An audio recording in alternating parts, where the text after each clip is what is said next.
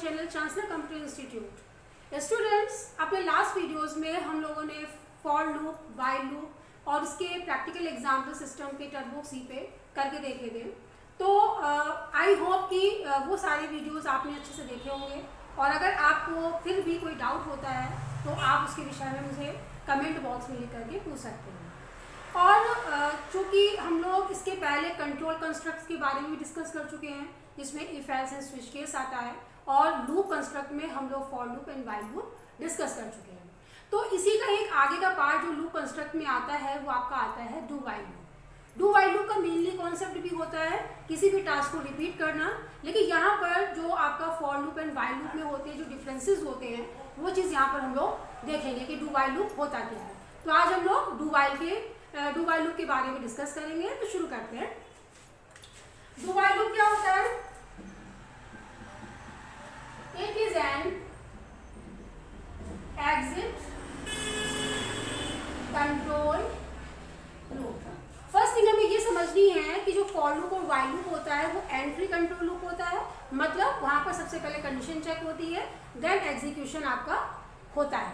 यहाँ पर सबसे पहले क्या होता है? It is an exit control loop. यहाँ पर बाद में कंडीशन चेक होती है, पहले आपका स्टेटमेंट प्रिंट होता है। तो it is an exit control loop. It is one time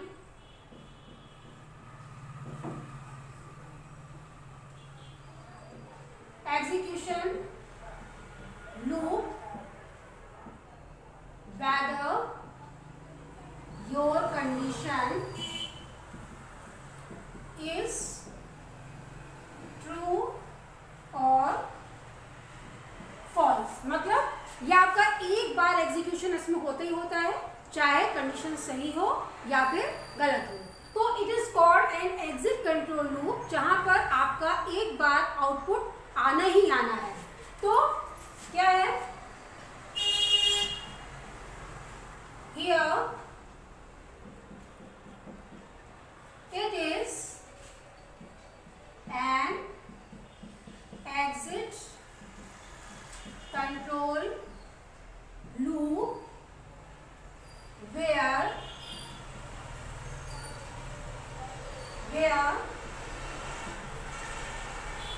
statements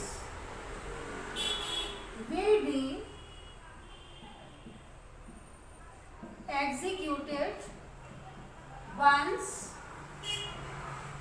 whether your condition is true or false। मतलब कि यहाँ पर आपका ये एग्जिट कंट्रोल लूप इसलिए कहते हैं क्योंकि यहाँ पर सबसे पहले स्टेटमेंट प्रिंट होता है, then it will check the condition. और इसमें एक खास बात ये है कि जो व्हाइल लूप है उसमें कंडीशन के बाद में सेमीकोलन देते हैं। सेमीकोलन क्यों देते हैं? क्योंकि सेमीकोलन का मतलब होता है एंड ऑफ स्टेटमेंट। आपने डू जब शुरू करते हैं तो डू के बाद में हम लोग वहां पे स्टेटमेंट देते हैं, कर्ली ब्रैकेट लगाते हैं। स्टेटमेंट देने के बाद में कर्ली ब्रैकेट बंद करने के बाद आप वहां पर व्हाइल के साथ में कंडीशन पास करते हैं, देन गिव द सेमीकोलन। तो semicolon is called the end of statement. तो डू व्हाइल में खास बात है कि हम लोग व्हाइल के बाद में सेमीकोलन का यूज करते हैं, because it is the end of statement. तो इसके सिंटैक्स की बात करते हैं हम लोग। सिंटैक्स में सबसे पहले हम लोग कहते हैं इनिशियलाइजेशन।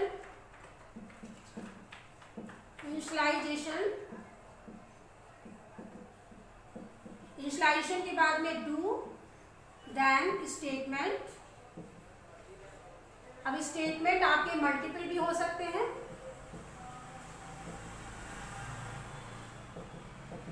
और उसके बाद में अगर जरूरत पड़ती है तो इंक्रीमेंट और डिक्रीमेंट,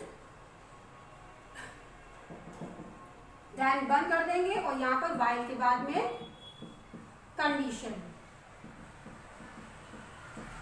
और सेमीकोलन लगाना जरूरी है। तो गाइस सिंपल सा है कि यहाँ पर सबसे पहले हम लोग देते हैं इनिशियलाइजेशन। इनिशियलाइजेशन का मतलब क्या होता है? जैसे मैंने बताया था कि लूपिंग में इनिशियल पोजीशन का होना जरूरी है।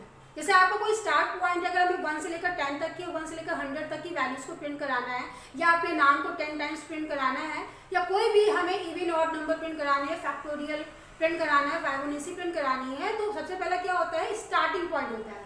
तो स्टार्टिंग होना जरूरी होता है, तो इनिशियलाइजेशन में हम लोग क्या देते हैं, स्टार्ट पॉइंट देते हैं। देन क्या करते हैं, इंस्टॉलेशन के बाद में हम लोग यहाँ पर जाते हैं, स्टेटमेंट जितने भी होते हैं, जो भी हमारा मेन कॉन्सेप्ट होता है, टारगेट होता है कि क्या करना है, कि मतलब क्या है इसके अंदर हमें करना है मतलब प्रोग्राम के अकॉर्डिंग, तो वो हमने दिया यहाँ पर। उसके बाद अगर ज़रूरत पड़ती है तो हम लोग यहाँ पर इंक्रीमेंट डिक्रीमेंट देते हैं, और उसके बाद वाइल के बाद में कंडीशन यानी कि सेमीकोलन का यूज़ करते हैं। ओके गाइस, तो यहाँ पर सिंपली क्या है, ये आपका एग्जिट कंट्रोल लूप होता है, वेयर एग्जीक्यूशन आपका पहले होता है, मतलब कोई भी काम आपका सबसे पहले होगा, कोई भी आपने स्टेटमेंट प्रिंट कराना है या कोई भी आपका एग्जीक्यूशन है वो सबसे पहले प्रिंट होगा, आपकी कंडीशन चाहे सही हो या गलत हो। तो it first execute your statement, then condition को चेक करता है। तो कंडीशन आपकी नेक्स्ट टाइम अगर गलत होती है तो हो सकता है कि वो ना प्रिंट करे, क्योंकि गलत है तो नहीं प्रिंट करेगा। तो ये आपका फर्स्ट टाइम एग्जीक्यूशन लूप होता है, where your execution will be executed या प्रिंटेड। ओके, तो इसके बाद में हम लोग इसका एक छोटा सा एग्जाम्पल लेके चलते हैं कि क्या है ये, कैसे इसको हमें वर्क कराना है। अगर सिंपली अगर हम 1 से लेकर 10 तक की वैल्यूज को प्रिंट कराते हैं, इसी का ही हम एक एग्जाम्पल ले लेते हैं। तो integer i is equals to 1 do, उसके बाद प्रिंटर परसेंटेज d i का इंक्रीमेंट, और यहाँ पर बंद कर देंगे, then while i is less than equals to 10, और ये तो सिंपल है। सबसे पहले क्या करेगा, i की वैल्यू 1 करेगा, डू के अंदर जाएगा, प्रिंट कर देगा i की वैल्यू, i का इंक्रीमेंट किया, देन कंडीशन चेक होगी। तो गाइस यहाँ पर देख रहे हैं कि ये कंडीशन हमारी बाद में चेक हो रही है। कंडीशन जब चेक हो जाती है मतलब सबसे पहले ये आपको प्रिंट कर देगा 1 प्रिंट करने के बाद i का इंक्रीमेंट करेगा, यानी i की वैल्यू क्या हो गई, 2 हो गई। पहले क्या थी, i की वैल्यू 1 थी। देन क्या करेगा, कंडीशन चेक करेगा, यानी कि 1 is less than equals to 10। उसके बाद क्या करेगा, सीधे कहाँ जाएगा, ये फिर अंदर चला जाएगा, फिर i की वैल्यू प्रिंट करेगा, i की वैल्यू क्या हो गई, 2 प्रिंट करेगा। इसी तरीके से ये आपकी 1 से लेकर 10 तक की वैल्यूज को प्रिंट करेगा। यानी 2 प्रिंट करने के बाद में फिर i का इंक्रीमेंट करें तो i की वैल्यू हो गई 3, फिर कंडीशन चेक करेगा कि 3 is less than equals to 10, और फिर उसके बाद ऊपर जाएगा 3 प्रिंट कर देगा। इसी तरीके से ये अप टू 10 तक की वैल्यूज को प्रिंट करेगा। कंडीशंस के अकॉर्डिंग ये काम कर रहा है, यानी यहाँ पर देखिए i की वैल्यू फर्स्ट टाइम प्रिंट कर ही रहा है, उसके बाद आपका इंक्रीमेंट कर रहा है, देन ये आपका कंडीशन चेक हो रही है। तो गाइस हम लोगों ने फॉर लूप और व्हाइल लूप के बारे में बहुत सारे सिंटैक्सेस के बारे में डिस्कस किया था। सेम वही कॉन्सेप्ट हम लोग व्हाइल में भी देख सकते हैं,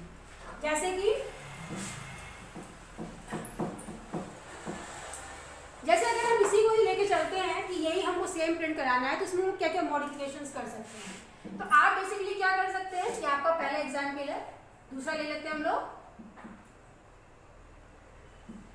integer i is equals to 1 do. अब चूंकि इनिशियलाइजेशन तो हमें देना ही देना है, क्योंकि इनिशियल वैल्यू हमें पता होनी चाहिए। उसके बाद प्रिंटर,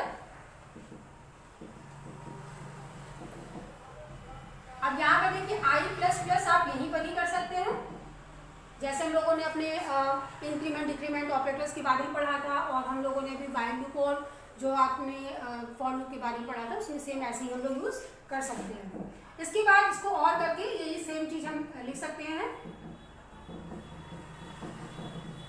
मतलब यहाँ पर प्लस प्लस i कर सकते हैं। मतलब हमें किसी भी तरीके से इंक्रीमेंट कराना है, चाहे जैसे कराएं, इंडिविजुअली भी करा सकते हैं और प्रिंटर के अंदर भी करा सकते हैं, ये डिपेंड्स ऑन यू। आप नंबर ऑफ स्टेटमेंट को अगर कम कर देते हैं तो इससे थोड़ा सा फायदा होता है प्रोग्रामिंग में। उसके बाद सेम वही कंडीशन दे देंगे, while i is less than equals to 10, और यहाँ पर सेम।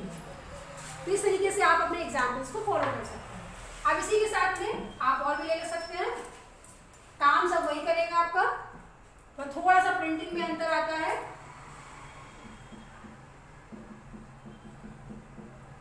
डू, अब उसके बाद प्रिंटर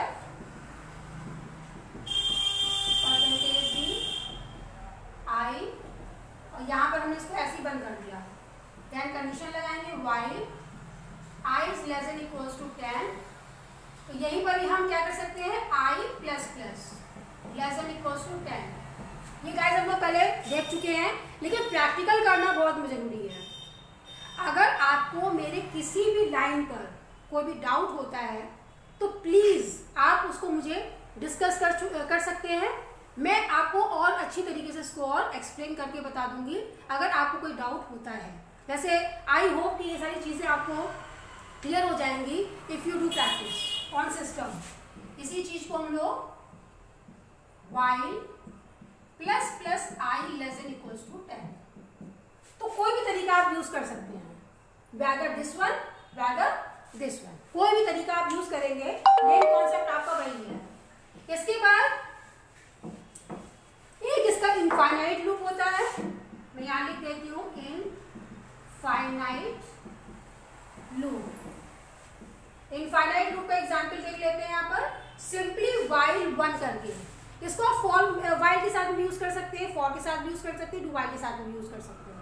तो वही चीज है कि जो आपने suppose integer i equals to 1 लिया हुआ है, प्रिंटर %d और i का अगर इंक्रीमेंट करते हैं, और यहाँ पर अगर हम सिंपली हम i के हिसाब से कंडीशन ना लगा के हम अगर i सिंपली लिख देते हैं, या अगर हम while 1 भी लिख देते हैं, तो while 1 क्या होता है, while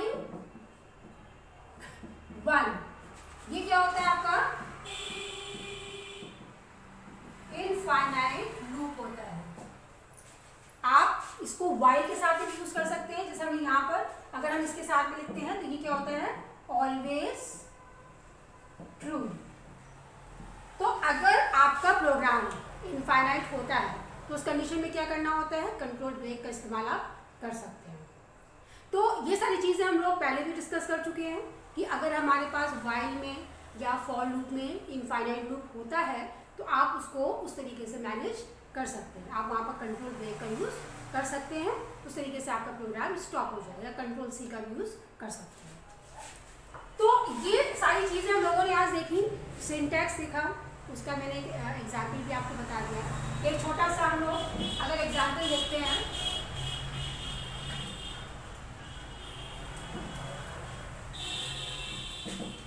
गाइस बस देखिए क्या होता है कि अगर हम इसकी डिफरेंसेस की बात करते हैं तो फॉर और while और डू while तीनों का काम सेम होता है, कॉन्टिन्यूसली किसी भी काम को रिपीट करना, बट डिफरेंस इज दैट जो आपका एग्जीक्यूशन है वो उसमें डिफरेंस होता है कि वो आपका एक बार आपका जो एग्जीक्यूशन होता है वो होता ही होता है, चाहे कंडीशन सही हो या गलत हो। और फॉर में और while में पहले कंडीशन चेक होती है, then statement will be executed. तो एक मेन डिफरेंस जो है वो ये है ही है। दूसरा क्या है आपका कि जो फॉर एंड while होता है वो एंट्री कंट्रोल लूप है, जबकि do while is a and exit control loop. ये बेसिकली ओ लेवल के जो बच्चे हैं उन लोगों के एग्जाम में इस तरीके की चीज़ें ज़रूर पूछी जाती हैं, ऑब्जेक्टिव टाइप्स में ट्रू एंड फॉल्स में इस तरीके की चीज़ें पूछी जाती हैं। तो यहाँ पर हम लोग एक प्रोग्राम बनाते हैं सिंपल सा, write a program to input a number till the user wants। मतलब यहाँ पर हम एक ऐसा प्रोग्राम बनाएंगे जिसमें यूजर जब तक चाहेगा तब तक नंबर देता रहेगा, और अगर हम चाहें तो हम उसको एग्जिट कर सकते हैं। तो सिंपली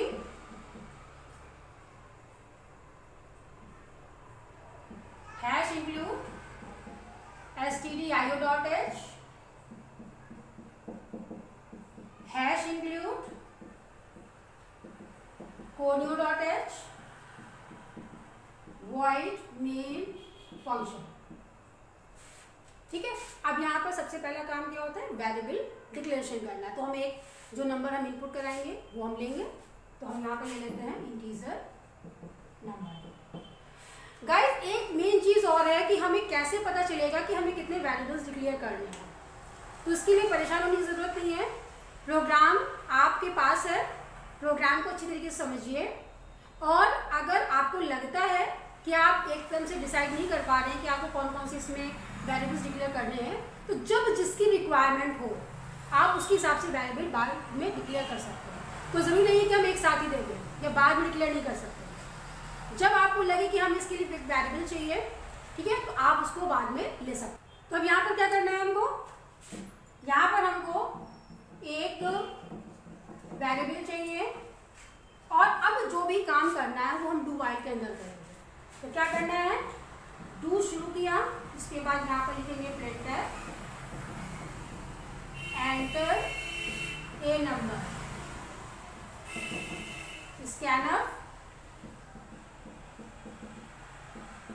%NO।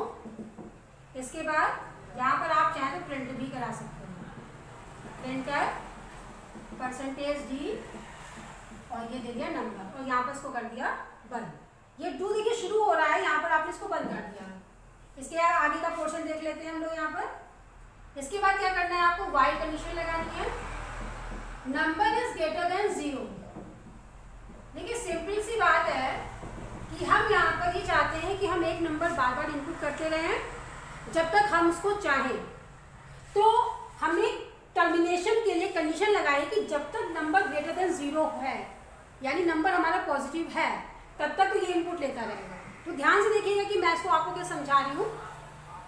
सबसे पहले एक वेरिएबल क्लियर किया, डू के अंदर किया, क्योंकि डू के अंदर सारा प्रोसीजर आपका बार बार चलेगा। एक नंबर इनपुट किया, स्कैन के सपोज मैंने दे दिया 2, इनपुट करने के बाद नंबर की वैल्यू क्या होगी 2 के, यहाँ प्रिंट करेगा, नंबर प्रिंट करेगा। इसके बाद फिर यहाँ पर जाएगा, कंडीशन चेक होगी, यानी कि नंबर यानी कि 2 is greater than 0, condition true है आपकी, तो क्या करेगा, फिर सीधे अंदर जाएगा, फिर एक नंबर मांगा, सपोज मैंने नंबर की वैल्यू दे दी 4 आपने यहाँ पर दे दिया, फिर नंबर प्रिंट करेगा 4। इसके बाद फिर से कंडीशन चेक हो रही है, तो 4 इज ग्रेटर देन 0, कंडीशन अभी भी ट्रू है, फिर सीधे ऊपर जाएगा, कंडीशन ट्रू होने के बाद फिर अंदर जाएगा, फिर एक नंबर इनपुट किया, सपोज नंबर मैंने दे दिया 0 दे दिया, तो 0 प्रिंट जरूर कर देगा ये, और ऊपर आकर के फिर से चेक करेगा, number is greater than 0 is greater than 0, condition fail हो जाएगी, सीधे क्या करेगा, यहाँ पर आ जाएगा, यहाँ पर गैस स्विच कर। तो गाइस इसी तरीके से प्रोग्राम चलेगा।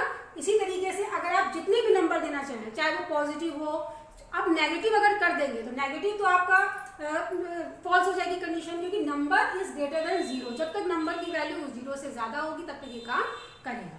तो इसको आप जरूर एक बार प्रैक्टिस करके सिस्टम पर देखिएगा, और अगर कोई भी डाउट होता है तो आप उसको मुझे पूछ सकते हैं कमेंट बॉक्स में। आप उसको लिख करके जो भी आपकी प्रॉब्लम्स है उसको मैं कोशिश करूंगी कि मैं तुरंत ही उसको देख करके उसको मैं सॉर्ट आउट कर दूँ। तो गाइज आपको ये वीडियो कैसा लगा है? अगर आपको ये वीडियो अच्छा लगा तो प्लीज़ इस वीडियो को लाइक करिए, शेयर करिए, सब्सक्राइब करिए, and please don't forget to push the bell icon. और हम लोग अपने आगे के जो भी कॉन्सेप्ट हैं रिलेटेड टू सी लैंग्वेज, तो हम आगे जल्दी ही उसको लेकर के आएंगे। Till then good bye.